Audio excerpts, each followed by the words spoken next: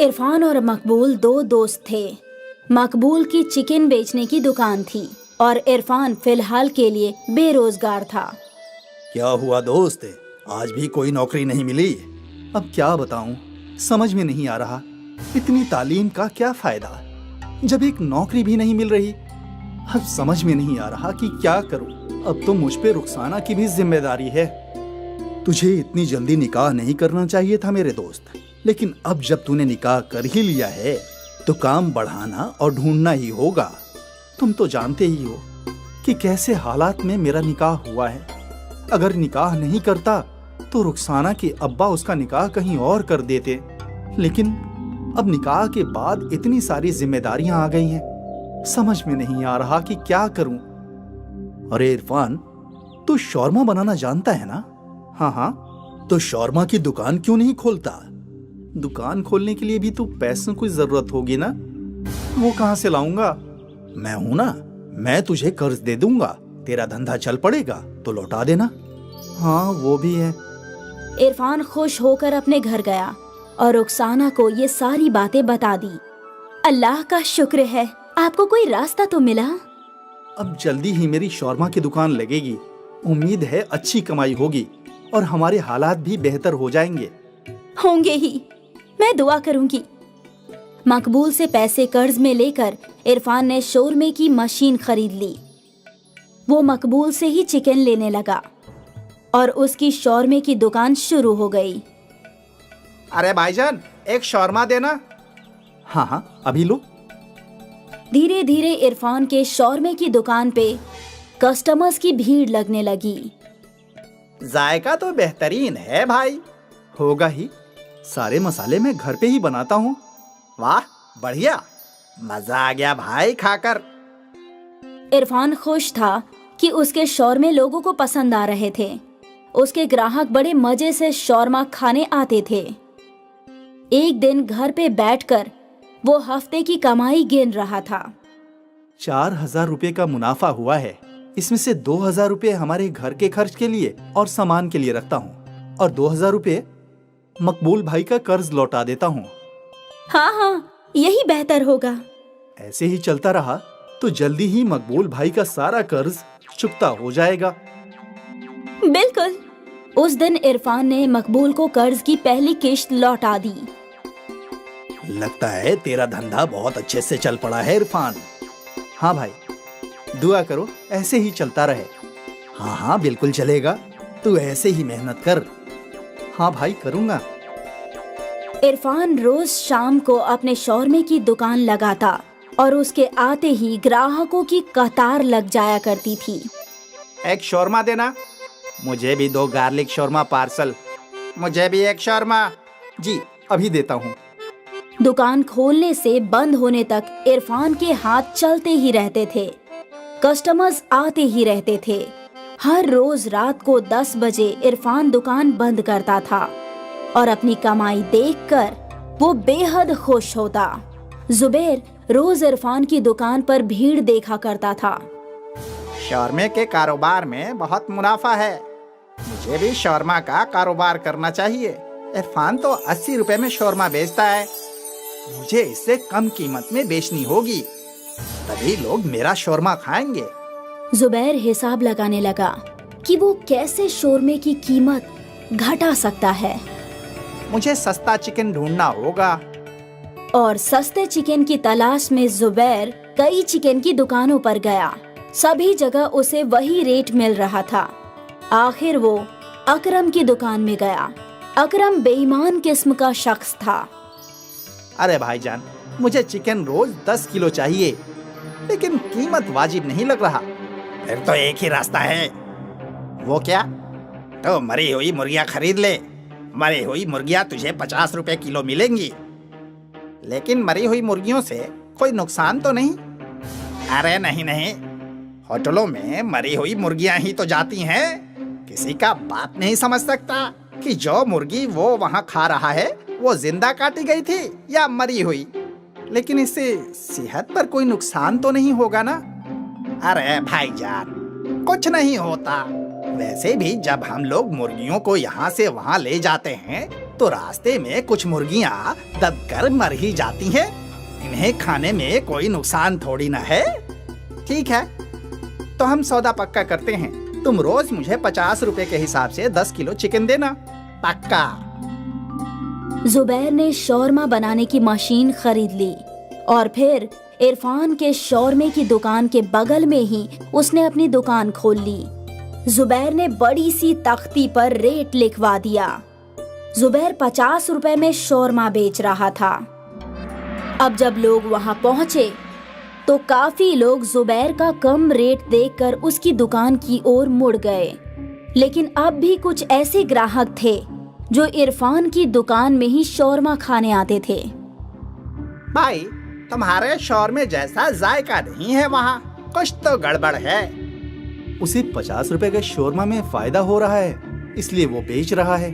वो भी है, लेकिन जो हमेशा खाते हैं वो तुम्हारे पास ही लौटेंगे भाई। फिक्र मत करो। हाँ, मुझे अल्लाह पर पूरा यकीन है। उस रोज इरफान मकबूल भाई से मिला। क्या हुआ इरफान, आज तुम्हारा चेहरा इतना उतरा हुआ क्यों है? अब क्या बताऊं भाई, जुबैर ने शौरमा की दुकान खोली है और वो शौरमा 50 रुपए के बेच रहा है। इतना सस्ता कैसे? वही तो मुझे भी समझ में नहीं आ रहा है भाई। जरूर वो कोई गोलमाल कर रहा है, हमें पता लगाना चाहिए, लेकिन कैसे? चलो मेरे साथ। उस दिन इरफान और मकबूल ने जुबैर का पीछा किया। उन्होंने देखा कि जुबैर अकरम चिकन वाले की दुकान में गया। अब समझा। क्या ये अकरम एक नंबर का बेईमान है? ये जरूर जुबैर को मरी हुई मुर्गियों का गोश्त सस्ते में बेच रहा है। लेकिन ये तो वाजिब नहीं है, लोगों की तबीयत खराब हो सकती है। अब हमें क्या करना चाहिए? दोनों सोचने लगे कि वो जुबैर और अकरम को कैसे रोक सकते हैं। तभी मकबूल को याद आया कि उनके इलाके में एक फूड इंस्पेक्शन का दफ्तर है जहां फूड की शिकायतें की जाती है। हमें फूड इंस्पेक्शन ऑफिस में जाकर कंप्लेन करनी चाहिए। ठीक है। इरफान और मकबूल फूड ऑफिसर के पास गए और वहां उन्होंने बड़े ऑफिसर को जुबैर की बेईमानी की कंप्लेंट की। हमें उस शौरमे की जांच करनी होगी। फूड ऑफिसर जुबैर की शौरमे की दुकान पर पहुंचे और वहां रखे चिकन और रोटियों की जांच करने लगे। अरे जनाब, कुछ सेटलमेंट करते हैं। 2 लोगों की जान के साथ खेल रहा है और हमें रिश्वत देने की बात कर रहा है। ऑफिसर ने सैंपल लिया और जांच की। सर, यह चिकन खाने के लायक नहीं है। इसे खाने से सेहत बहुत जल्दी खराब हो जाएगी। इसे पुलिस के हवाले कर दो। पुलिस ने जुबैर को गिरफ्तार कर लिया और फिर अकरम को भी गिरफ्तार कर लिया।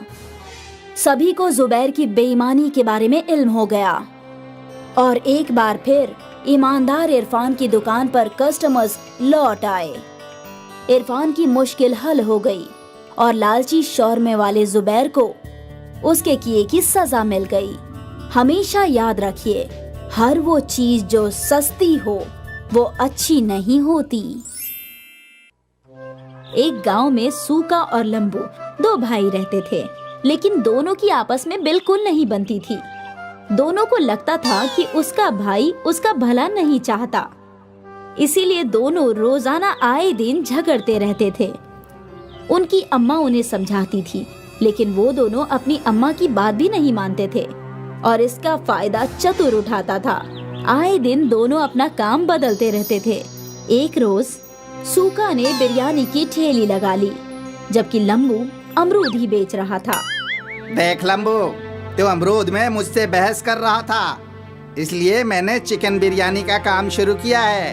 अब तू यहाँ कोई बहस मत करना, वरना अच्छा नहीं होगा। देख भाई, अगर तू प्यार से कहता तो इस बार मैं तेरी बात मान भी जाता, लेकिन तूने मुझे पीटने की धमकी दी है। अब मैं कल से चिकन बिरयानी ही बेचूंगा, लेकिन इस बार मैं तेरा काम बंद करा कर रहूंगा। ठीक है, देखते हैं कि कौन जीतता है। दोनों बहस कर ही रहे थे कि तभी वहाँ चतुर आ गया। क्या हुआ भाई, कैसे लड़ रहे हो सुबह सुबह? और सुका, तू आज बिरयानी ले आया, वो भी चिकन? अरे वाह, ला एक प्लेट दे, खाकर बताऊं कि कैसी बनी है। चतुर भाईजान, ये ठेला आपका है, जितना खाना है आराम से खाओ। चतुर ने बिना पैसों के ही खूब बिरयानी खाई। वो सुका की बिरयानी की तारीफ करने लगा। ये बात लंबू को पसंद नहीं आई। सुका, तूने बिरयानी तो गजब बनाई है, खाकर मजा आ गया। अब ये ग्राहकों को भी खूब पसंद आएगी। अरे भाईजान, तुम कल मेरे हाथ की बिरयानी खाना, उंगलियां चाटते रह जाओगे। ठीक है, कल की कल देखी जाएगी। अभी तो तुम अमरूद ही खिला दो, तुम्हारे अमरूद भी कम अच्छे नहीं हैं। लंबू थोड़ी सी तारीफ से खुश हो गया और चतुर को मुफ्त के अमरूद मिल गए। सूका ने दिन भर बिरयानी 50 रुपए में बेची और उसकी अच्छी कमाई हुई। ये बात उसकी आंखों में खटक रही थी। शाम को दोनों भाई अपने घर की जानिब चले। अगले रोज लंबू सूका से पहले ही अपनी कार्ट लेकर पहुंच गया और उसने उस बोर्ड पर लगा दिया चिकन बिरयानी 40 रुपए प्लेट। कुछ ही देर में वहाँ सूका भी आ गया। पागल, इतने कम में बिरयानी बेच रहा है। आज बताऊंगा तुझे कि तू कैसे अपनी बिरयानी बेच पाएगा। दोनों भाइयों के रेट में अंतर देखकर लोग लंबू के पास ही जा रहे थे और सस्ते होने की वजह से बिरयानी का लुत्फ उठा रहे थे। ये देखकर सूका को भी बिरयानी सस्ती करने का आइडिया आया और उसने 50 की जगह 40 लिख दिया। अब दोनों में बराबर की टक्कर हुई और शाम को बिरयानी बेचकर दोनों घर पहुँचे। मैंने सुना है कि तुम दोनों आज भी अपना नुकसान करके आए हो। अम्मा, इसने मुझे धमकी दी थी और अब मैं इसका काम बंद करवा के रहूंगा। अम्मा, जब आपको कुछ भी इल्म ना हुआ करे तो कुछ भी मत बोला करो। ठीक है, अब से मैं कुछ नहीं कहूँगी। तुम दोनों को जो भी करना है वो करो। एक दिन सुबह सुबह चतुर सूका से मिलने आया। आओ चतुर भाईजान, बैठो। अरे मैं तो तुम्हें अपना मानता हूँ, इसलिए व्यापार के कुछ कायदे सिखाने आया हूँ। भाईजान, अब तक तुम्हारी मान कर ही तो कारोबार कर रहा हूँ। तुम अब बिरयानी को 5 रुपए में बेचना शुरू कर दो। 5 रुपए में तो चिकन का खर्चा भी नहीं निकलता। तुम अपने भाई को हराना चाहते हो ना, तो तुम्हें पैसे अपनी जेब से लगाने होंगे। लेकिन मेरे पास तो पैसे ही नहीं है। तुम्हारा ये भाई कब काम आएगा? जितने पैसे तुम्हें चाहिए मैं दूंगा। जब तुम कुछ कमा लो तो मुझे वापस कर देना। चतुर ने सूका को कर्जा दे दिया और सूका ने 5 रुपए चिकन बिरयानी का बोर्ड लगा दिया। उसके पास लाइन लग गई। लोग टोकन लेकर अपनी बारी का इंतजार कर रहे थे। लंबू ये देखकर दुखी हो रहा था। तभी वहाँ पर चतुर पहुँच गया। क्या हुआ लंबू, तुम मायूस क्यों हो?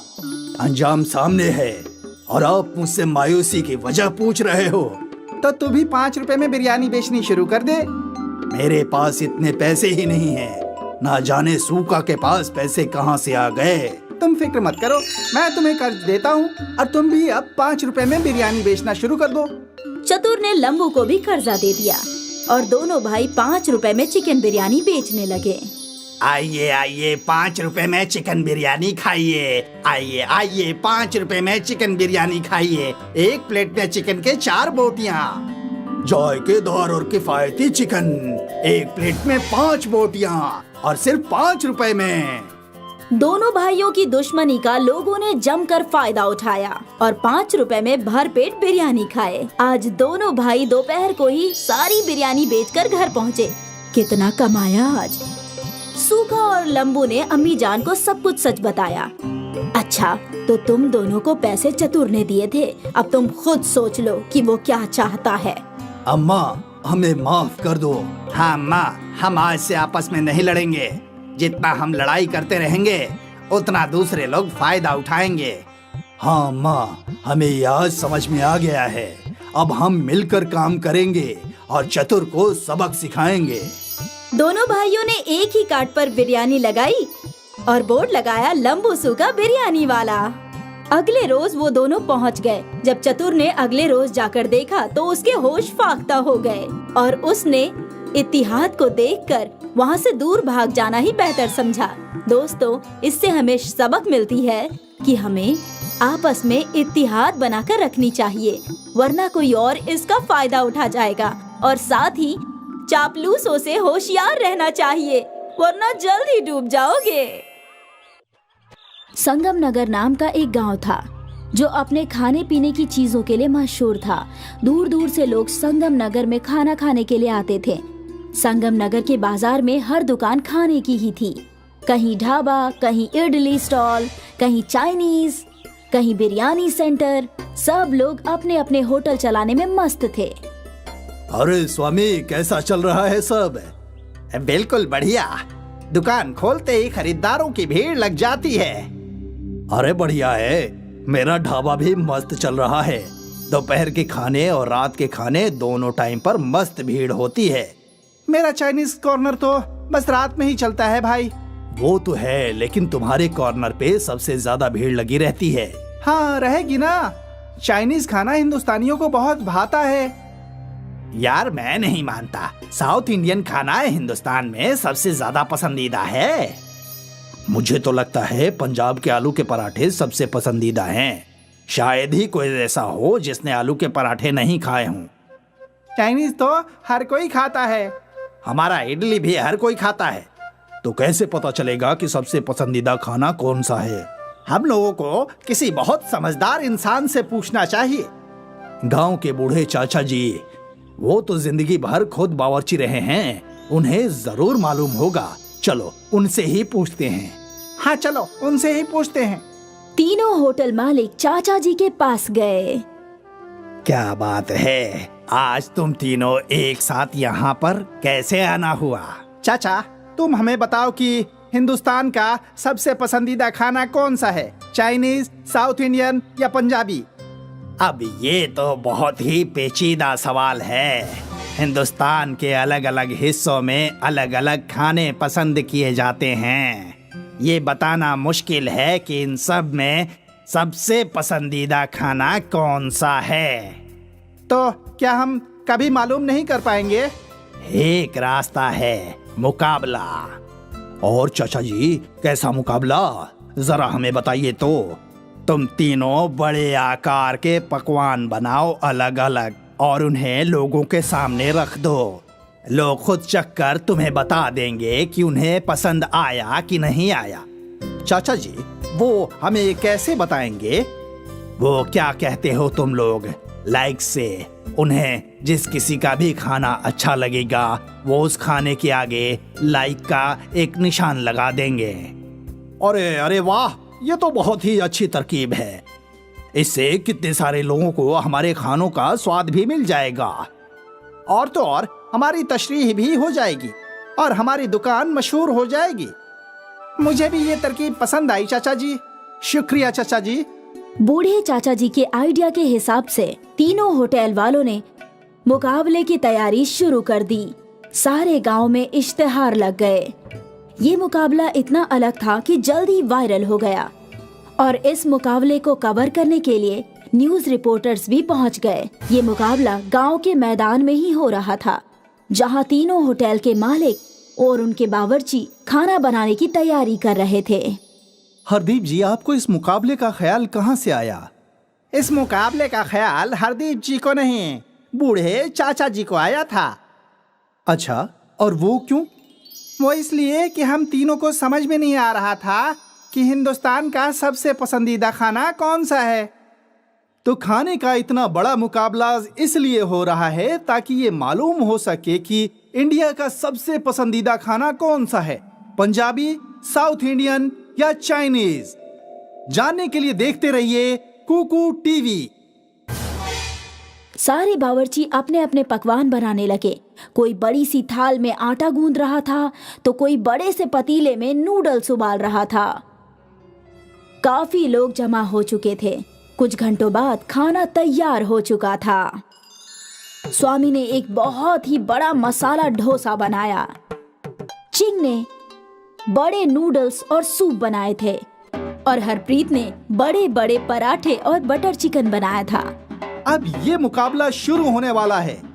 हमारी आप सबसे गुजारिश है, आप मेहरबानी करके पकवानों को चख कर और फिर अपना लाइक दें। आपका लाइक ये फैसला करेगा कि हिंदुस्तान का सबसे पसंदीदा खाना कौन सा है।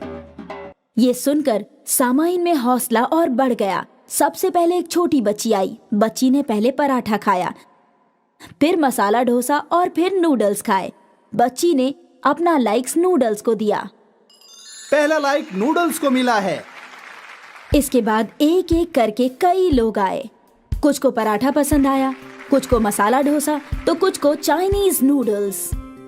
चाइनीज खाने को 40 लाइक्स मिले हैं, पंजाबी खाने को 39 लाइक्स मिले हैं और साउथ इंडियन खाने को 41 लाइक्स मिले हैं।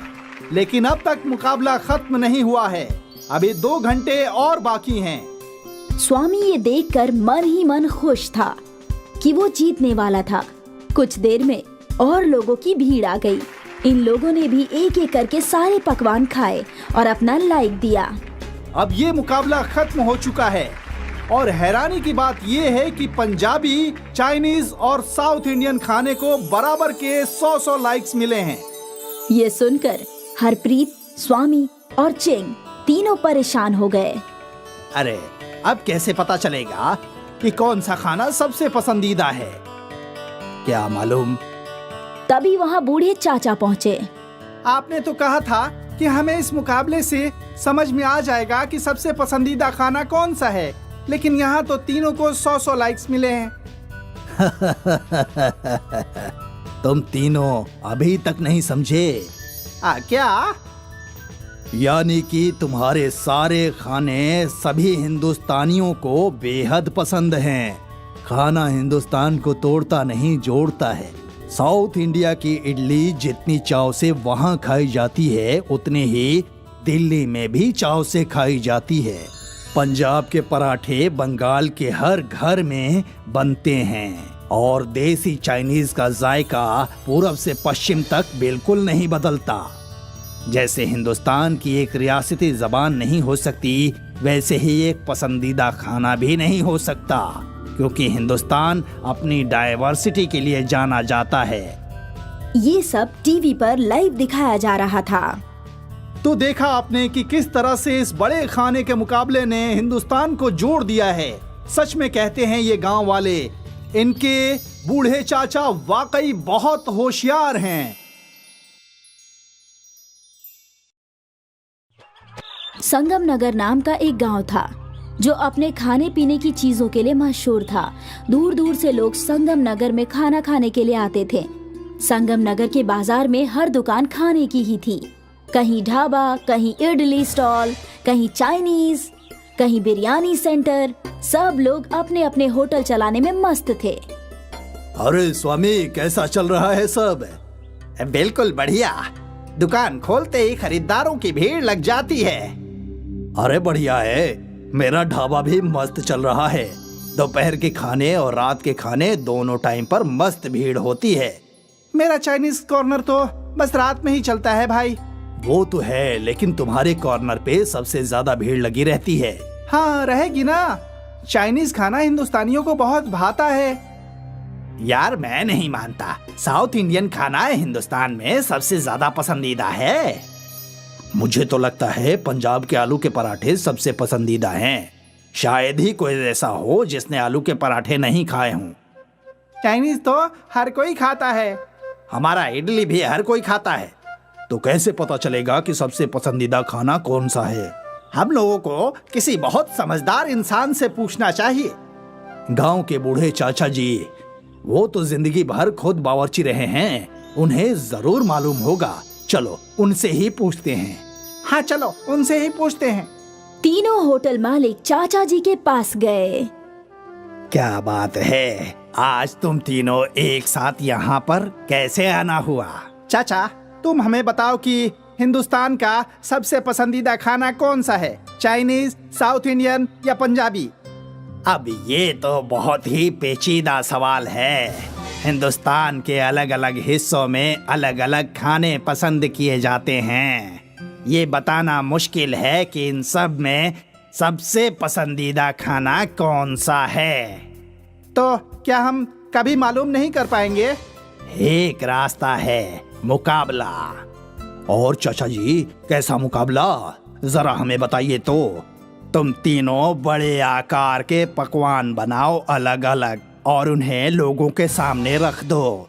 लोग खुद चखकर तुम्हें बता देंगे कि उन्हें पसंद आया कि नहीं आया। चाचा जी, वो हमें कैसे बताएंगे? वो क्या कहते हो तुम लोग, लाइक से। उन्हें जिस किसी का भी खाना अच्छा लगेगा वो उस खाने के आगे लाइक का एक निशान लगा देंगे। अरे अरे वाह, ये तो बहुत ही अच्छी तरकीब है। इससे कितने सारे लोगों को हमारे खानों का स्वाद भी मिल जाएगा। और तो और हमारी तशरीह भी हो जाएगी और हमारी दुकान मशहूर हो जाएगी। मुझे भी ये तरकीब पसंद आई चाचा जी। शुक्रिया चाचा जी। बूढ़े चाचा जी के आइडिया के हिसाब से तीनों होटल वालों ने मुकाबले की तैयारी शुरू कर दी। सारे गांव में इश्तिहार लग गए। ये मुकाबला इतना अलग था कि जल्दी वायरल हो गया और इस मुकाबले को कवर करने के लिए न्यूज रिपोर्टर्स भी पहुंच गए। ये मुकाबला गांव के मैदान में ही हो रहा था, जहां तीनों होटल के मालिक और उनके बावर्ची खाना बनाने की तैयारी कर रहे थे। हरदीप जी, आपको इस मुकाबले का ख्याल कहाँ से आया? इस मुकाबले का ख्याल हरदीप जी को नहीं, बूढ़े चाचा जी को आया था। अच्छा, और वो क्यों? वो इसलिए कि हम तीनों को समझ में नहीं आ रहा था कि हिंदुस्तान का सबसे पसंदीदा खाना कौन सा है। तो खाने का इतना बड़ा मुकाबला इसलिए हो रहा है ताकि ये मालूम हो सके कि इंडिया का सबसे पसंदीदा खाना कौन सा है, पंजाबी, साउथ इंडियन या चाइनीज। जानने के लिए देखते रहिए कुकू टीवी। सारे बावर्ची अपने अपने पकवान बनाने लगे। कोई बड़ी सी थाल में आटा गूंद रहा था तो कोई बड़े से पतीले में नूडल्स उबाल रहा था। काफी लोग जमा हो चुके थे। कुछ घंटों बाद खाना तैयार हो चुका था। स्वामी ने एक बहुत ही बड़ा मसाला डोसा बनाया। चिंग ने बड़े नूडल्स और सूप बनाए थे और हरप्रीत ने बड़े बड़े पराठे और बटर चिकन बनाया था। अब ये मुकाबला शुरू होने वाला है। हमारी आप सबसे गुजारिश है, आप मेहरबानी करके पकवानों को चख कर और फिर अपना लाइक दें। आपका लाइक ये फैसला करेगा कि हिंदुस्तान का सबसे पसंदीदा खाना कौन सा है। ये सुनकर सामाइन में हौसला और बढ़ गया। सबसे पहले एक छोटी बच्ची आई। बच्ची ने पहले पराठा खाया, फिर मसाला डोसा और फिर नूडल्स खाए। बच्ची ने अपना लाइक्स नूडल्स को दिया। पहला लाइक नूडल्स को मिला है। इसके बाद एक एक करके कई लोग आए। कुछ को पराठा पसंद आया, कुछ को मसाला डोसा तो कुछ को चाइनीज नूडल्स। चाइनीज खाने को 40 लाइक्स मिले हैं, पंजाबी खाने को 39 लाइक्स मिले हैं और साउथ इंडियन खाने को 41 लाइक्स मिले हैं। लेकिन अब तक मुकाबला खत्म नहीं हुआ है। अभी 2 घंटे और बाकी हैं। स्वामी ये देखकर मन ही मन खुश था कि वो जीतने वाला था। कुछ देर में और लोगों की भीड़ आ गई। इन लोगों ने भी एक एक करके सारे पकवान खाए और अपना लाइक दिया। अब ये मुकाबला खत्म हो चुका है और हैरानी की बात ये है कि पंजाबी, चाइनीज और साउथ इंडियन खाने को बराबर के 100 लाइक्स मिले हैं। ये सुनकर हरप्रीत, स्वामी और चिंग तीनों परेशान हो गए। अरे, अब कैसे पता चलेगा कि कौन सा खाना सबसे पसंदीदा है? क्या मालूम। तभी वहाँ बूढ़े चाचा पहुँचे। आपने तो कहा था कि हमें इस मुकाबले से समझ में आ जाएगा कि सबसे पसंदीदा खाना कौन सा है, लेकिन यहाँ तो तीनों को 100 लाइक्स मिले हैं। तुम तीनों अभी तक नहीं समझे। क्या? यानी कि तुम्हारे सारे खाने सभी हिंदुस्तानियों को बेहद पसंद हैं। खाना हिंदुस्तान को तोड़ता नहीं, जोड़ता है। साउथ इंडिया की इडली जितनी चाव से वहाँ खाई जाती है, उतनी ही दिल्ली में भी चाव से खाई जाती है। पंजाब के पराठे बंगाल के हर घर में बनते हैं और देसी चाइनीज का जायका पूरब से पश्चिम तक बिल्कुल नहीं बदलता। जैसे हिंदुस्तान की एक रियासती जबान नहीं हो सकती, वैसे ही एक पसंदीदा खाना भी नहीं हो सकता, क्योंकि हिंदुस्तान अपनी डाइवर्सिटी के लिए जाना जाता है। ये सब टीवी पर लाइव दिखाया जा रहा था। तो देखा आपने कि किस तरह से इस बड़े खाने के मुकाबले ने हिंदुस्तान को जोड़ दिया है। सच में कहते हैं ये गांव वाले, इनके बूढ़े चाचा वाकई बहुत होशियार हैं।